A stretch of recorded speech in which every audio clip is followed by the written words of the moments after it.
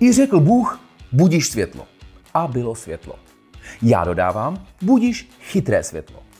Je to paradox. Máme chytrý telefon, chytrou televizi, chytrou pračku. Ale svítíme stejně jako v minulém století. U světel obvykle chceme, aby svítilo.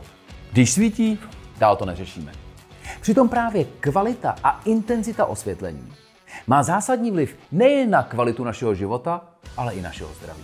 Jasně, česká klasika je jeden lustr a to je vše. Přitom těch možností, jak si udělat doma hezčí atmosféru, jak využít chytré věci, aby nám sloužily, těch je mnoho. Já vám v tomto komplexním videu ukážu, proč je fakt chytré to chytré osvětlení mít a proč ti nejchytřejší mají Philips Hue. Chytrá světla vám doma vytvoří atmosféru, přizpůsobí se vašemu dennímu rytmu a pomohou vám ušetřit zrak, čas i peníze. Snadno se instalují a snadno se ovládají. Nemusíte být ajťák, nemusíte číst manuály. K tomu se ale dostanu později. Nemusíte je ovládat mobilem. A nejlepší je, že si je nastavíte tak, aby se chytrá světla chytře ovládala sama. Philips Hue není nejlevnější, ale svou cenovku si dokáže snadno obhájit robustností systému, šířkou portfolia a absolutní spolehlivostí. Mám otestováno, je spolehlivý, prostě funguje. Nemusím se o to starat, nemusím to řešit. Divili byste se, ale u elektroniky to není 100% pravidlem. Vyzkoušeno za vás. Philips Hue má ucelené portfolio svítidel. To znamená, že když se rozhodnete pro tento systém, svoje žárovky, světla, lampičky, outdoor i indoor si určitě najdete. Stejně tak ovladače a příslušenství. To jiné systémy v takové šíři nenabízejí. Aplikace Philips Hue je lokalizovaná do češtiny. Pro někoho je to nepodstatné, pro někoho je to naprosto klíčové. A v neposlední řadě spolupracuje s dalšími systémy pro vaši chytrou domácnost.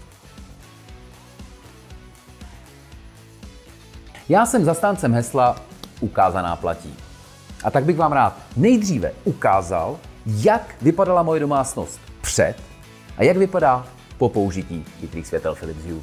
Největší změny proběhly určitě v obýváku. Byl to útulný koutek už dříve, ale přiznejme si, že nyní je to zkrátka úplně jiná místnost. Mám tady stojací lampu Gradient Sign, dále stropní světlo Centris a podbarvení televize světelnou trubicí Play Gradient Tube. A z obyčejné lampičky za gaučem jsem si udělal chytrou, jednoduchou výměnou žárovky. Tady je rozdíl nejmarkantnější, ale prosvětlili jsme i další pokoje. V jednom dětském pokoji jsem už barevný pásek Lightstrip měl. Synchronizace s hlavním lustrem to ale ještě vylepšila. Ve druhém jsem neměl nic a zvolil pásek a žárovku. Ve třetím o pásek nebyl zájem, ale žárovka se svítidlem Hue Go to perfektně doladili. V dětském pokoji ano, ale v chodbě si s barvičkami hrát nepotřebuji. Síla Philips Hue ale není jen ve změně barev, ale především v automatizaci a přizpůsobení se. Klasické žárovky stále svítí stejně, ať je den nebo noc. Z Hue si můžete nastavit, ve kterých hodinách to jede naplno a kdy naopak můžete svítit méně a tím i šetřit. Navíc můžete využít pohybového senzoru a světlo se tak rozsvítí automaticky. Masivní vylepšení potkalo zahradu, kde jsem neměl světla žádná, takže to logicky vypadá úplně jinak. Jak říkají karbaníci, ukázaná platí. A podle mě to je naprosto markantní rozdíl. Teď se ale mrkneme na věc, která možná mnoho lidí straší. Nemůžu mít doma chytré osvětlení. Nejsem ajťák. Chytré osvětlení mne láká, ale nezvládnu to nainstalovat. Chytré osvětlení, to mi za tu námahu s instalací nestojí. No to potřebuju experty, aby mi to zapojili. Tohle jsou časté předsudky a obavy, které lidé při pořizování chytrého osvětlení mají. Zbytečně. Instalace je naprosto jednoduchá. U žárovky absolutně banální. Vyměňuje se úplně stejně jako žárovka klasická. U lustru je to složitější, ale stále stejné jako u lustru nechytrého. Domácí šikulové to zvládnou sami, já raději s elektrikářem. Aplikace je intuitivní a v češtině a skutečně nepotřebujete být ajťák, abyste si změnili barvu nebo nastavili, kdy se mají světla stlumit. Dále už je trochu na vás, jak chytře budete chytré osvětlení využívat. Těch možností je spousta, dívejte se, dostaneme se tomu. Jeden z dalších mýtů je, že chytrá světla můžete ovládat jenom mobilem. Není to pravda, ale aplikaci potřebovat budete. A jako někdejší šéfredaktor projektu aplikace mám k aplikacím samozřejmě co říct. Že se chytré osvětlení nastavuje přes aplikaci, asi nikoho nepřekvapí. Philips Hue je aplikace na první pohled hezká a intuitivní, což dokazuje i hodnocení na App Storech. Právě zde si snadno nastavíte, aby vám chytré osvětlení sloužilo co nejlépe. Samozřejmě je můžete vypnout na dálku, ale také nastavit jas, barvu nebo teplotu. U jednotlivých svítidel, ale i u celých skupin světel. Samozřejmostí jsou widgety a propojení s HomeKitem, Google Home nebo jinými systémy chytré domácnosti. Místnosti si můžete rozdělit do více zón, sloučit světla do skupin nebo určit správce na jednotlivé pokoje. Pro otce 3 dcer je tohle naprostá nezbytnost. Stejně tak si můžete vytvořit vlastní scény. Jednoduše pak přepnete podle toho, jestli přišel čas na relaxaci, intenzivní pracovní koncentraci nebo večerní čtení. Skvělé je nastavení automatizací. Světla se mohou pomalu rozsvícet v 7 ráno, když vstáváte. Po 10. večerní je naopak necháte svítit jen na 50%. A klidně můžete rozsvítit světla, i když jste na druhém konci zeměkoule. Ať se vám nikdo nevloupá do baráku. A světla fungují i podle geolokace. Vejdete dovnitř a voilà, budíš světlo. Když máte pohybové senzory, aplikace umožňuje nastavit rozsvícení reagující na pohyb a intenzitu okolního světla. Prostě chytrá světla Philips Hue a aplikace v chytrém telefonu je fakt chytrá kombinace. A teď kvízová otázka. Co potřebujete ke 100% využití chytrého osvětlení Philips Hue? Ano, elektřinu. Ale taky Hue Bridge. Snad neporuším nějaké copyrighty, když řeknu, že Philips Hue Bridge je takový centrální mozek lidstva. Nebo aspoň CML chytrého osvětlení. Bridge neboli most se postará o propojení všech svítidel v rámci systému Hue. Pak budete mít nad systémem plnou kontrolu a přístup ke všem funkcím. Synchronizovat je navzájem, volit scény nebo automatizace. Systém Philips Hue můžete ovládat i přes Bluetooth, ale připravujete se tím o spoustu možností. Hue Bridge zapojíte do Wi-Fi routeru, snadno v aplikaci nastavíte a je hotovo.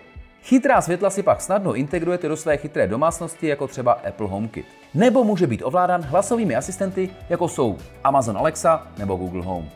Shrneme si to.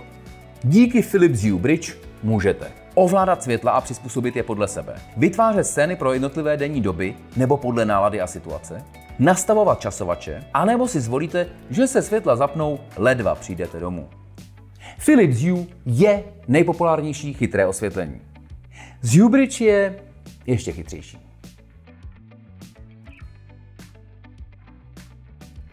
Jak už jsem říkal, chytré osvětlení nemusíte ovládat mobilem a není to ani jeho hlavní myšlenka. V případě Philips Hue existuje mnoho praktických kousků příslušenství. Tady jsou. Dimmer switch je základní ovladač Philips Hue, ale už na první pohled je jasné, že umí víc než váš klasický nástěnný. Vypínání, zapínání, jas nahoru a dolů. Spodním tlačítkem přepínáte nastavené scény. Scény máte v aplikaci už přednastavené, ale nic vám nebrání si vytvořit vlastní. Co si opravdu užívám, je ovladač Tap Dial Switch. Stylový ovladač se 4 tlačítky a kroužkem k ovládání jasu. Díky kroužku si můžete velmi přesně a rychle nastavit požadovanou intenzitu světla. Tyto ovladače můžete připevnit na zeď, pomocí magnetu na ledničku, anebo je nechat jen tak třeba u gauče jako dálkový ovladač. Philips Hue Wall Switch pak snadno promění váš klasický vypínač na chytrý vypínač.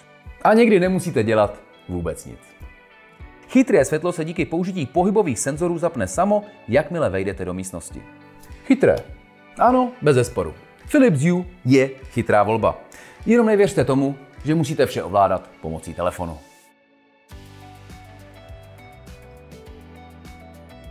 Jeden z důvodů, proč vám doporučuji Philips Hue, je, že nabídka je nesmírně široká a kompletně pokrývá drtivou většinu vašich potřeb. Když se rozhodnete pro chytré osvětlení a vsadíte na tento systém, dostane se vám možností jako u jiných ne. Základem jsou samozřejmě žárovky. S různými typy závitů, s různými výkony, se světlem bílým, teplým, studeným, anebo s miliony barev. Philips Hue umí i svítidla. Stropní, nástěnné, do obýváku, koupelny i kuchyně. Různé designy a velikosti vám pomohou trefit ty, které nejlépe ladí s vaším interiérem. A to ani nemluvím o venkovním osvětlení. Nabídka je opravdu široká, takže si určitě vybere každý. Lampy stolní i stojací jsou nejen zdrojem osvětlení, ale také designovým prvkem v místnosti.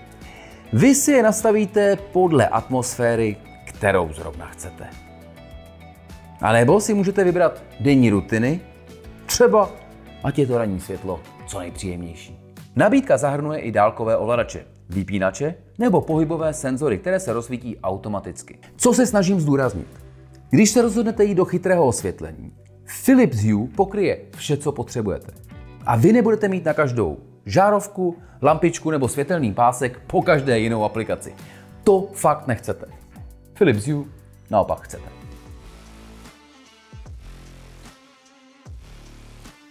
Typ svítidla je jedna věc. Druhá jsou jeho vlastnosti. Na první pohled nemusí být jasné, jak se od sebe jednotlivé řady odlišují. Já se vám to pokusím vysvětlit. Řada White je základní. Poskytuje příjemné teplé světlo s možností stmívání. White Ambience nabízí více možností. Řada White Ambience vám nabídne 50 odstínů šedé. 50 000 odstínů bílé. Od teplé až po studenou. Teplou a studenou řeším akorát ve sprše. Teplé a studené světlo má na vaši produktivitu dost zásadní vliv. Studené dejte přes den, když pracujete. Teplé naopak k večeru, když se chystáte do postele, nebo si chcete třeba číst. Tuto řadu určitě ocení lidé, kteří si chtějí užívat. Synchronizace hudby nebo filmů s pozadím je skvělý upgrade vaší domácnosti. White and Color Ambience vám navíc umožní hrát si s barvičkami. A barev umí Philips Hue několik milionů. Modře si můžete svítit k relaxační hudbě, červeně při romantické večeři. A některá svítidla umí dokonce vytvořit plynulý přechod několika barev současně. Samozřejmě u žárovek zkontrolujte patici, to je klíčové. Ale jinak doufám, že jsem vám jednotlivé řady Philips Hue trochu prosvětlil. Chytré osvětlení ovšem nejsou jen praktické výhody, je to i zábava. Philips Hue HDMI Sync Box připojíte k televizi přes HDMI a můžete tuhle vychytávku naplno využívat. K tomu samozřejmě potřebujete nějaká svítidla. Na jakoukoliv televizi snadno nainstalujete Philips Hue Gradient Lightstrip. Já jsem domů nakonec zvolil trubici Play Gradient Tube, kterou mám pod televizí. U televize vám bude fungovat se vším, co máte připojené přes HDMI. Herní konzole, Blu-ray přehrávač, v mém případě je to PlayStation 5. Existuje verze i pro PC. Tam je výhoda, že nepotřebujete Syncbox. Osvětlení si snadno nastavíte v aplikaci na počítači. A pro milovníky muziky je zde možnost synchronizace osvětlení s hudbou. Postačí vám k tomu účet na Spotify a vše si jednoduše nastavíte v aplikaci Hue. Zní to možná jako nadbytečná funkce, ale jak jednou vyzkoušíte, nebudete chtít jinak. Atmosféra. Tohle je vychytávka chytrého osvětlení, která se těžko vysvětluje, těžko ukazuje, přitom pro vás může mít největší přínos. Jasně, lustr svítí, tak co na tom opravovat? Přitom je to hrozná škoda. Světla se postarají o parádní atmosféru a pomocí pár svítidel může být rázem u vás doma nesmírně útulno.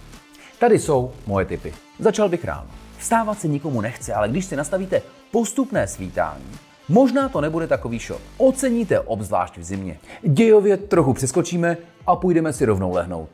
Světlo má klíčový vliv na cirkadiální rytmus. Před usnutím si proto dopřejeme světlo teplé a tlumené, čímž zlepšíme kvalitu spánku.